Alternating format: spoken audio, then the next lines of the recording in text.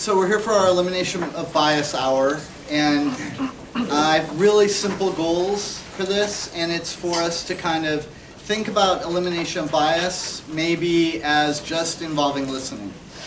And you know, that's the first step, and hopefully, you know, the most important step to being able to eliminate bias wherever it is appearing in our practices and in our profession. If you can't see, if you're not in a position to see kind of everybody, try to like negotiate your seating, because we want it to be a little bit interactive. And I also have a bag over here. We're going to be passing around a bag. I don't know why it's a Weight Watchers bag, but that does not have any bias.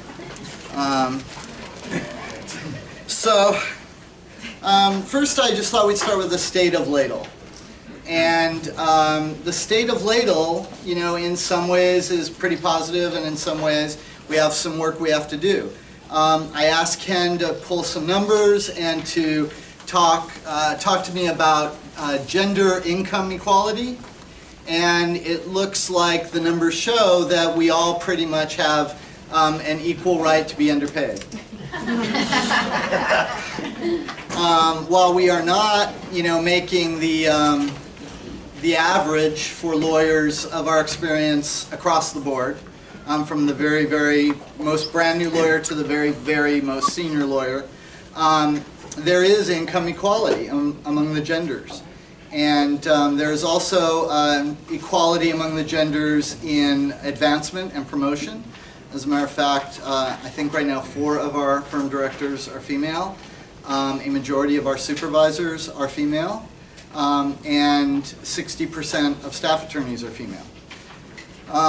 This is good news, but it does not mean that there is no bias that exists. There are biases daily, and in my interviews of people and in talking to people, what I found was the biggest was the terms we use, the words we use, and that oftentimes, and you know, every day, diminutives and feminine specific words are used to describe female attorneys that would never be used to describe male attorneys. So that's something that's been reported. We also did a little experiment. A lot of you might have participated in this. I went around and asked people to fill in the blanks on this sentence. One thing I wish people knew about blank is blank. And the first blank had to be filled in with a group that you self-identify with.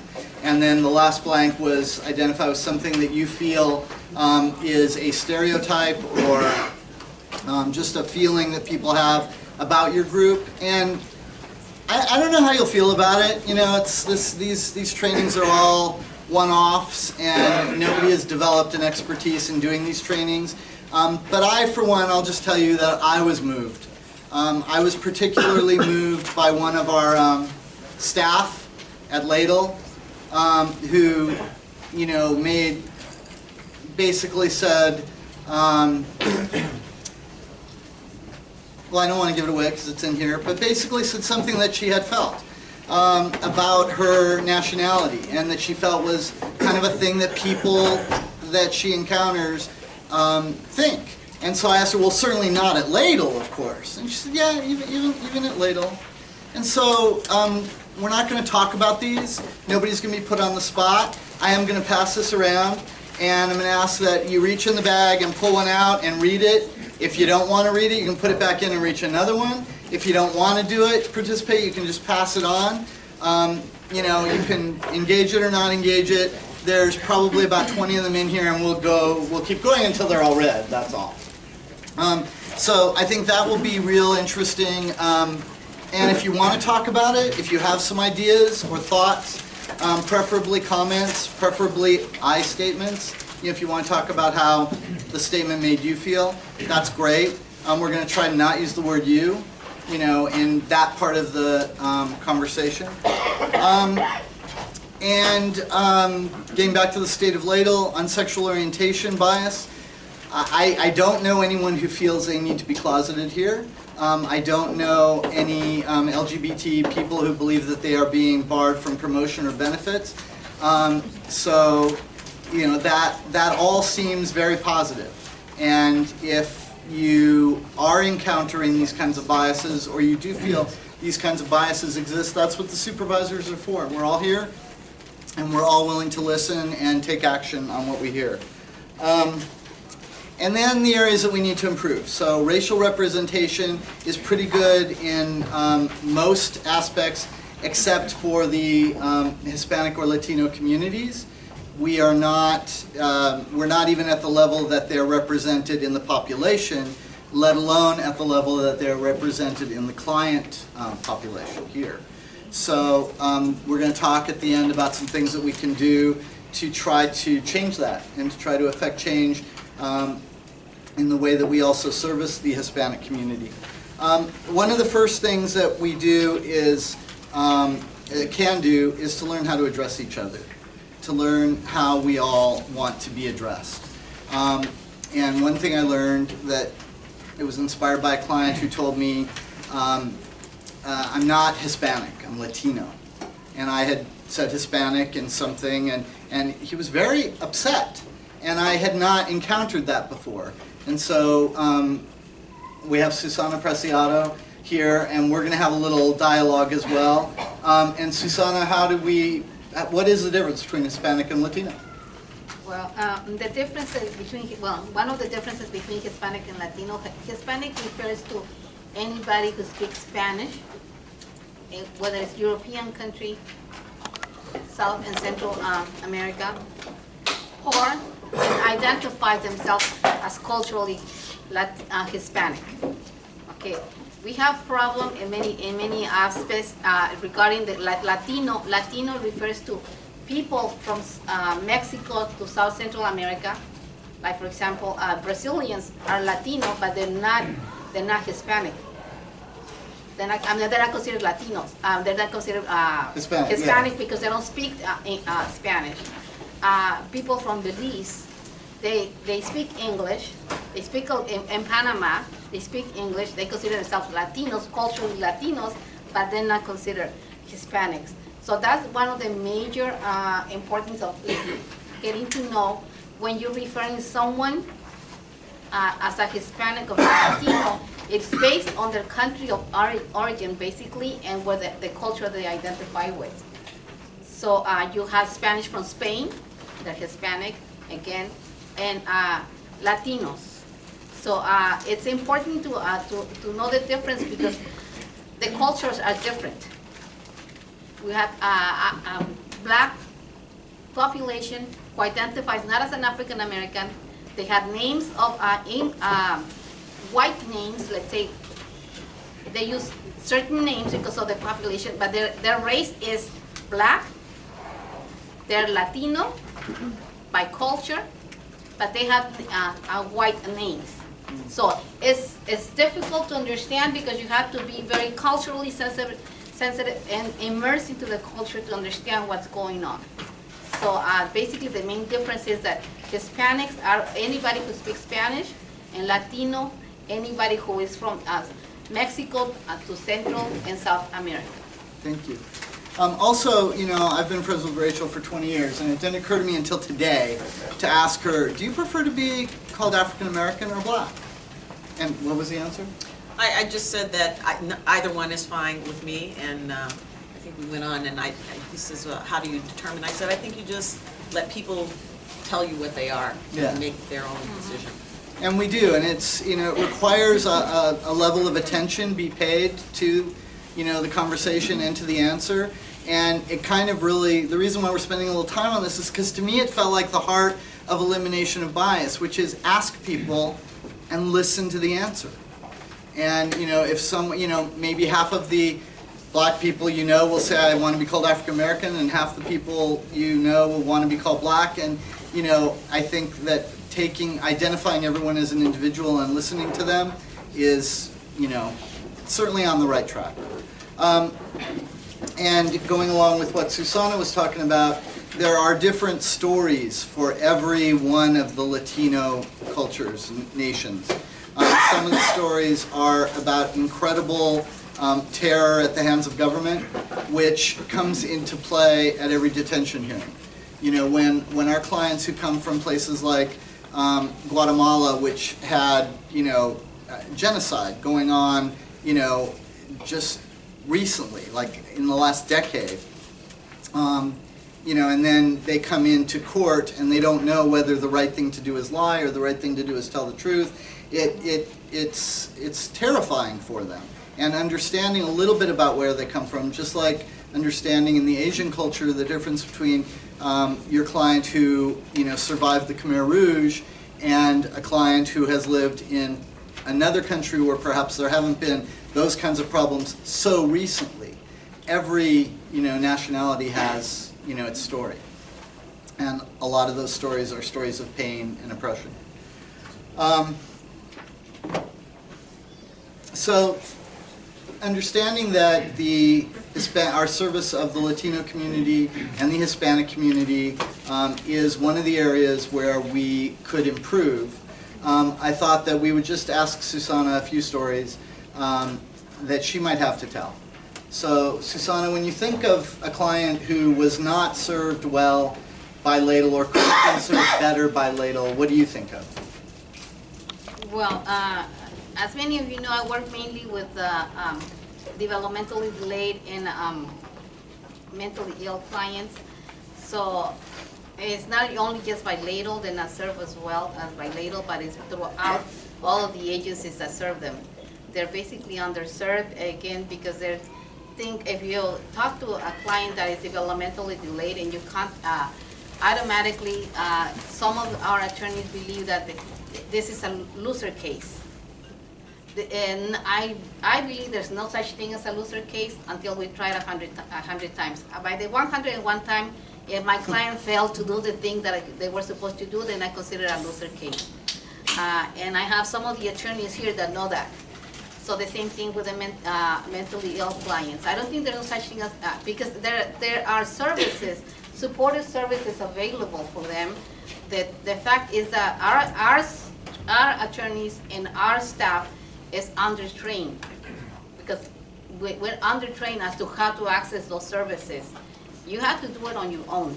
So I think basically what it is mainly there's no such thing again as a loser case unless you try it 101 times. After that, I think it does require a lot of time. It requires a lot of more than just a lot of time. It requires understanding. The developmentally delayed clients comes from very profound developmentally delayed to mild mental retardation, and with the proper service and the proper support, I can assure you we can reunify that family. But if you come with the mindset that this may be a loser case, then nothing is going to be done. Now, with the culturally, you have to understand that not every client comes with the same baggage.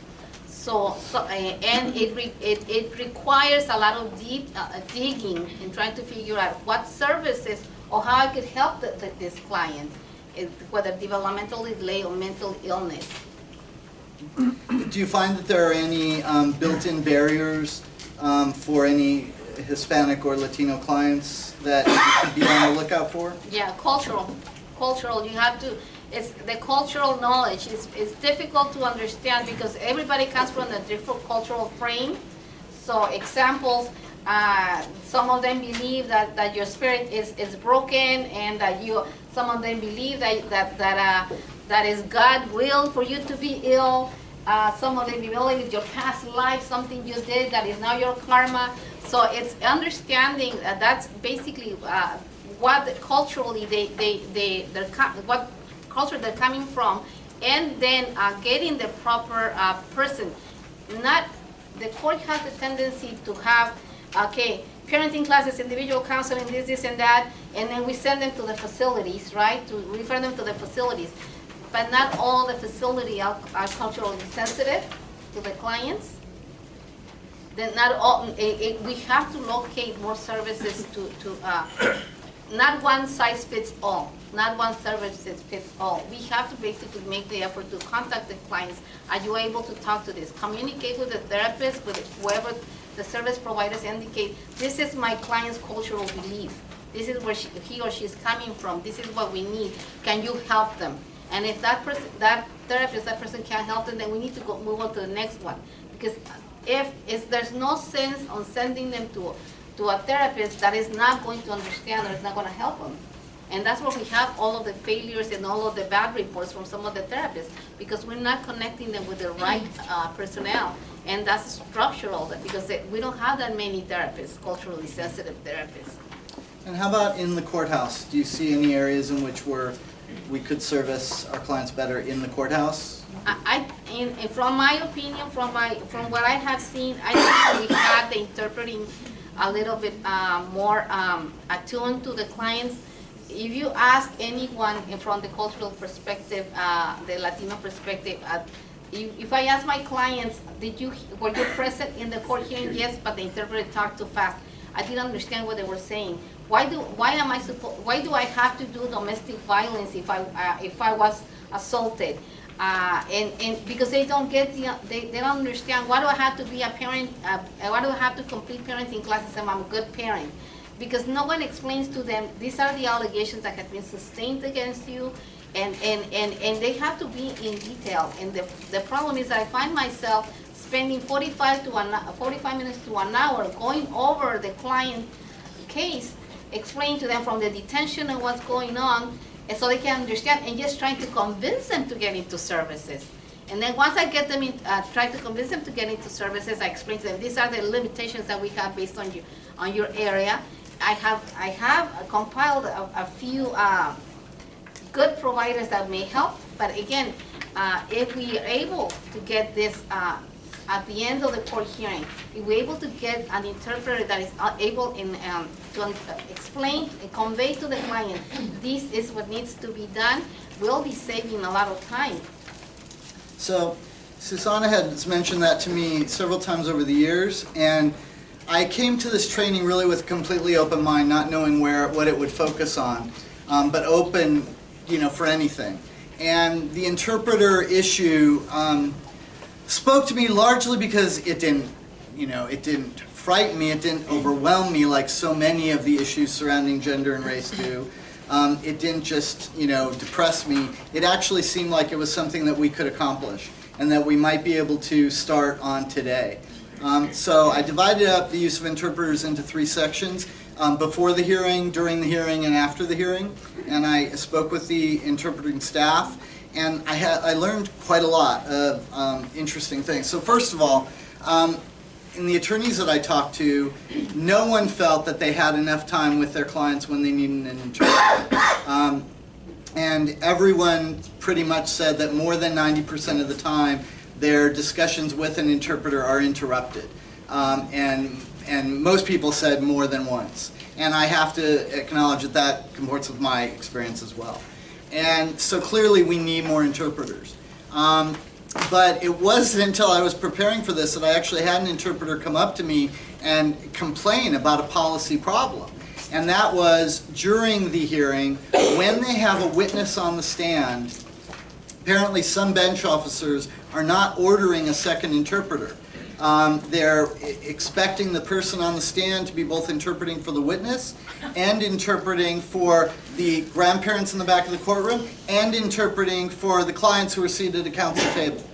And last Thursday, I guess it was, one of our interpreters she was talking to the client after the hearing with the lawyer and found out that the client's batteries had gone dead immediately after the hearing started, and the client hadn't heard a single thing of the testimony against them, not a single word of it, and the judge had made rulings that also had not been interpreted. They'd been heard by one parent but not by the other, and the interpreter tried to say something and the bench refused to recall. I mean, I'm sure the bench was just paralyzed, did not know what to do in that kind of situation. But we need to have a plan. We need to know that, in every instance where, and they're called LEP, Limited English Proficiency Clients. And it's not just clients. I'm going to be emailing, because we couldn't figure out a way to get it in the attachment, but Daisy will be emailing everybody at this afternoon a letter, a 2010 letter from the Department of Justice, the United States Department of Justice, to the California Supreme Court. So I don't know how you get much more, impressive credentials than that, telling California, hey, y'all are not providing sufficient interpreting services for your courts, and you need to pick up your game. And the state of California supposedly started a plan which is still being implemented, and it's supposed to be being completed this year. It was a 5-year plan, ending in 2015. And if we do not feel that that plan or the implementation of that plan in our particular courthouse, because we all know that we're the ugly stepchildren, of the court system. And we need to start fighting for this. So please talk to your interpreters. But what can we do today? Talk to your bench officer. When you have a witness on the stand, you need to explain, and your interpreters should back you up. So, talk to them beforehand and say, listen, I'm going to make this request. Will you have my back? Will you, if the judge turns to you and asks you, do you feel you can do a competent job of both? Obviously, the interpreter is going to have to say, well, no, I really can't. I do. The optimal situation would be for us to have a second interpreter. And some interpreters are going to be more aggressive about that. Some interpreters are going to be less aggressive about it. Some people are afraid to lose their job. Everybody has issues, so it's not like we're going to look down on anyone for not assisting us in this. But, I think that this is something that we can do. And the skills are very different. I don't pretend to understand it all, but you can talk to your interpreters about it. One requires simultaneous interpretation, and that's for the witness. And when the interpreters are interpreting for us and our clients and grandparents or other relatives in the back of the courtroom, they are doing it in a way that they are aware of what our needs are. They're listening for us if we need to take a moment and speak to our client.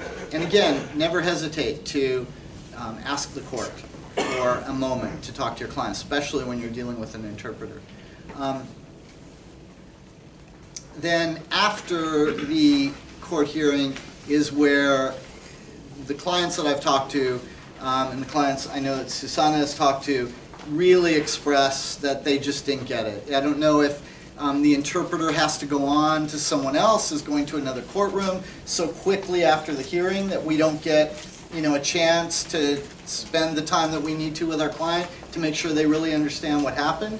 I suspect that's the case, but we need to really try to argue against it. And everyone should have the interpreter's office phone number in their phone and should be using it. Whenever there's not an interpreter available, don't just wait, call the interpreter's office, because when they can say, well, our calls to the interpreter's office when all of the interpreters on the floor are being otherwise utilized have gone up from 5 a day to 50 a day, that's when they will be able to start making their case for greater staffing. Does anyone have any questions just about or observations just about this interpreter issue? Yes? I think another issue that I've seen in my program is when you have back-to-back cases, and sometimes if your clients are English speaking, you at least give them a quick something and say, hold on a second, or but if your client is not English speaking and the interpreter either has to be on the next case or you're on the next case, you're not even able to at all have any conversation with them, and the judge is not very sympathetic about holding off on the case for you to finish your conversation with your client to explain to them what just happened. Yeah. Olga? I was pointing. Yes. What do you do if you're in the middle of a hearing and you don't think that the interpreter is interpreting? That's really easy. I think all the supervisors will agree with me that you have to put that on the record. Is there anyone who disagrees with that? Yeah, I mean, you have to immediately put it on the record. It's the equivalent of your client just walking into the courtroom in the middle of the hearing. You have to make sure when they weren't there and when they were there is reflected in the record.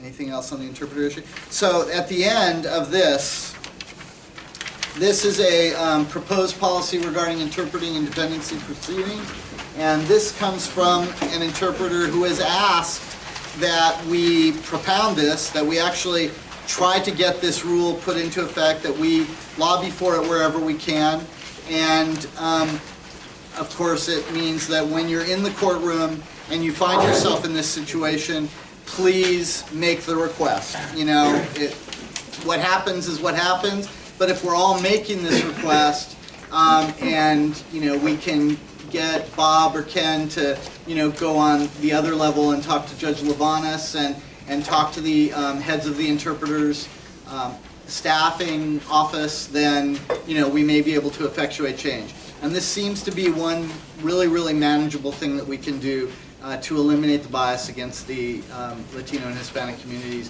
in our courtroom. The other thing that we can do to try to affect the proportionality of lawyers is reach out to your friends. You know, I don't know of any firm or agency that employs as many friends of friends as we do.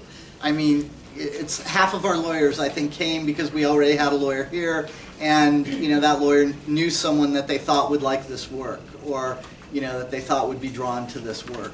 So, you know, if you know people and they are Hispanic or Latino and they would like to, you think that they're right for this work, please, by all means, you know, reach out to them. You know, don't keep this wonderful job a secret. Okay. I'm going to pass the bag. Feel free again, reach in, read one. Don't read one, pass it on. If you don't like the one that you pick, you don't have to read it. One thing I wish people knew about Guatemalans is we're not all criminals. It's just a sentence, but if you think that you know people who are walking around thinking that way, it's, you know, especially to me whose boyfriend's Guatemalan, that one just kind of, you know, it hurt.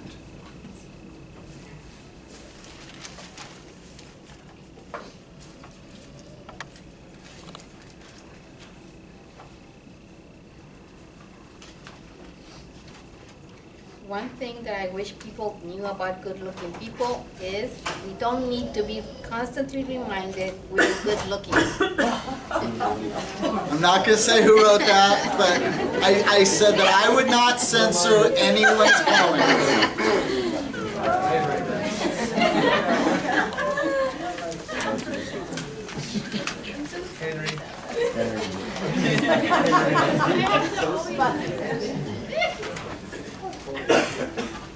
One thing I wish people knew about Mexicans is it makes us laugh when people say racism doesn't exist or doesn't exist here. Oh, by the way, don't put them back in the bag. I forgot to tell it.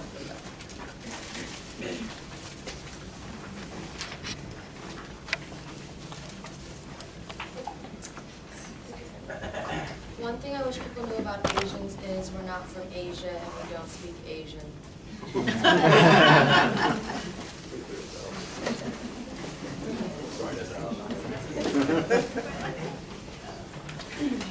One thing I wish people knew about persons with mental health issues is I am more than my illness. One thing I wish people knew about Native Americans is that we're not all rolling in casino money.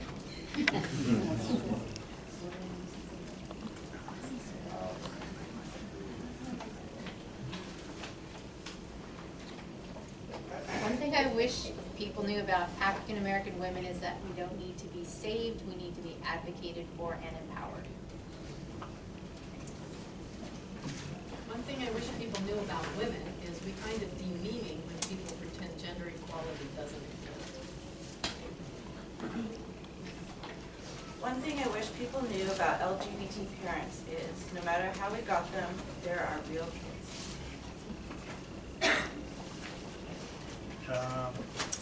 One thing I wish people knew about Asian women is we're not all bad drivers. One thing I wish I knew about Brazilian women is we're not all sluts. One thing I wish people knew about Native Americans is that we aren't all from the reservation. One thing I wish people knew about Mexican women is we don't all want a lot of children. We don't all want a lot of children. One thing I wish I knew about Asians is we're not all good at math. One thing I wish people knew about African American men is we're not trying to be out of our children's lives. One thing I wish people knew about African American women is it's not okay to touch or pet our hair. One thing I wish people knew about Irish men is we're not all drunks. One thing I wish people knew about African Americans is if you bring up racism you read about in the news, you aren't reminding me of a cousins. I was already thinking about it. Yes, I would like to talk about it. Maybe not to you, in which case I will just tell you that. And please don't act shocked or surprised that racism still exists. And please don't mention how far we've come. And please don't mention we have a black president.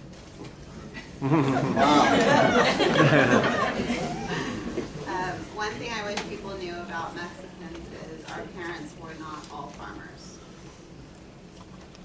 One thing I wish people knew about Mexicans is we're not all here without papers. And last but not least, one thing I wish people knew about African American women is that we're not all angry.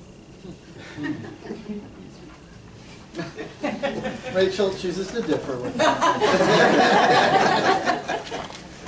Does anyone have anything that they want to say? You know, I statements about any of those topics?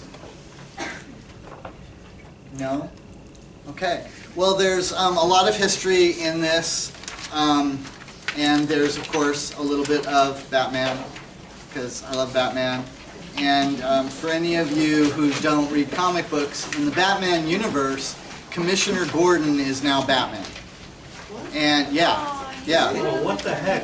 Oh, I'm sorry. It's been going on for a while now. It's been happening since issue 41. So, and this is a great. This is just a great. I thought it was really a great couple of pages. And I felt it really spoke to me about the work that we do and how there are some places in the world like Gotham City and Dependency Court where they really challenge you to be your best every single day. And I'm real proud to work with all of you. And you know, I was really afraid that this would be, you know, something other than what it's been, and I should have known better because you know we're all grown-ups and we all do this hard work. And you know, I'm just proud to know you all. Thanks. Anyone have any questions whatsoever? Anything you want to say on the subject? Cool. Then we're done early.